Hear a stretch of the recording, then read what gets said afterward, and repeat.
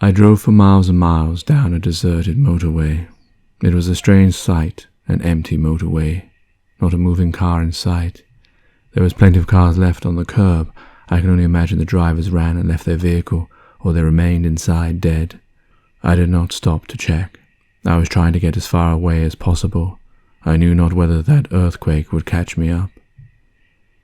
As the night drew up, I stopped the bus on the hard shoulder and got some shut-eye, and indeed I fell asleep quicker than I ever have. I do not know how much sleep I had missed over the last few days, but there was no respite in the dreamlands. I saw myself walking through a white mist onto a vast green field. In front of me I saw hundreds of people enjoying themselves, some kicking a ball, some playing cricket, some enjoying a picnic, when all of a sudden explosions boomed through the air. I felt the ripples of it as if it could be felt through time itself. Then I saw a ball of fire high in the sky that flew with tremendous speed, as it was directed towards the people in front of me. They were incinerated and roasted. Some turned to dust, and a lonely shadow was imprinted upon the fresh-cut grass.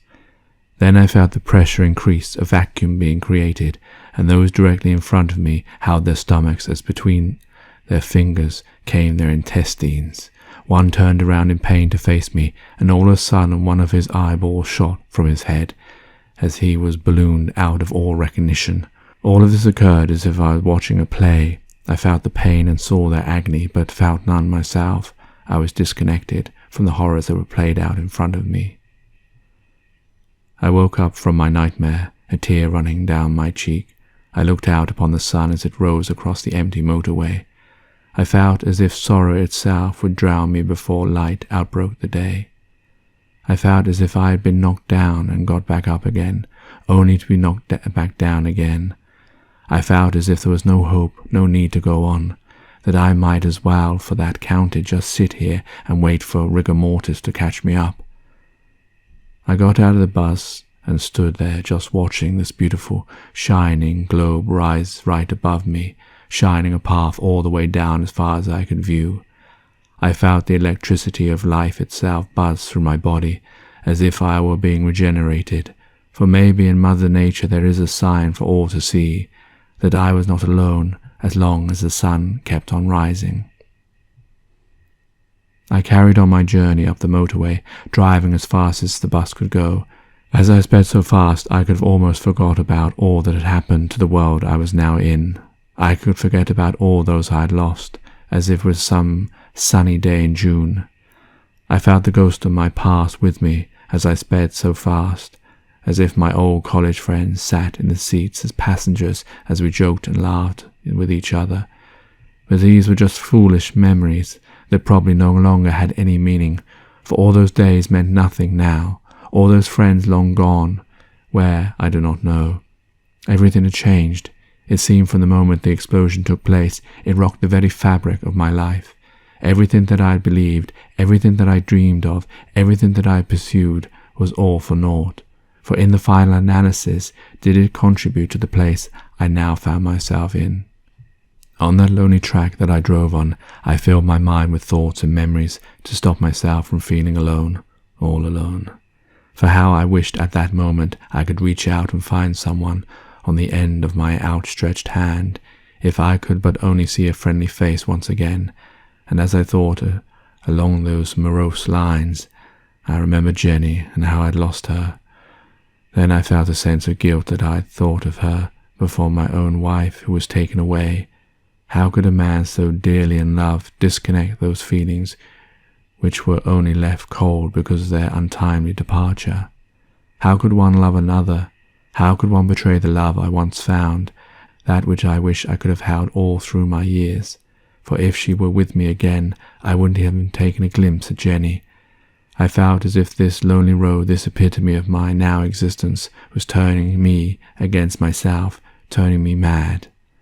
But all this was to become a distant memory as I neared the capital. As I did so, I was greeted with a familiar sight, row upon row of cars all lined up against each other, traffic, but they did not move. I instantly put my foot on the brakes and slid nervously up tight to the abandoned cars. I left the bus. It seemed somewhat fitting, as if this was some kind of graveyard for the vehicles we held so dear, these pieces of metal that would no longer serve a purpose.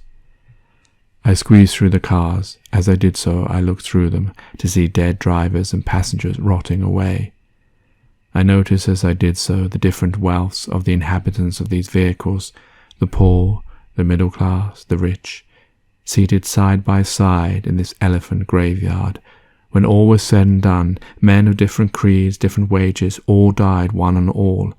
It was a very humbling sight of the futility of man's struggle for modernity, and to stand out amongst his fellow brethren, only to find out in the end, despite the different ornaments and attachments, each was able to die in the same old way, all made equal again in death. I carried on walking through the trail of abandoned cars to a slip road that led a few miles to the capital. I turned back to see my red bus. I knew this would probably be the last time I would see it, as there was no way to get it past the blockade of cars. It had been a faithful friend to me ever since I came on this journey, a haven of sorts, which now left me lonely as I journeyed onwards alone. I was no further than a few steps down the slip road when I saw to my right a river that flowed beneath the raised motorway. It was jam-packed full of red, raw bodies. I walked to the closest end of the motorway to look directly down upon the river that was levelled with dead bodies. I scanned each, and it was difficult to differentiate men from women. Their faces bloated and red, their features indistinct. I can only assume, as the radioactive fog swept across the capital, people ran in their droves to find water, burnt and dehydrated. I imagine them running, fighting to get to the water, only to find little hope to their scabs and burnt skin. As I looked closer, I noticed the water had been saturated by the mountains of bodies that had now inhabited those seas, their last resting place, body upon body. Many must have drowned as the exodus took place.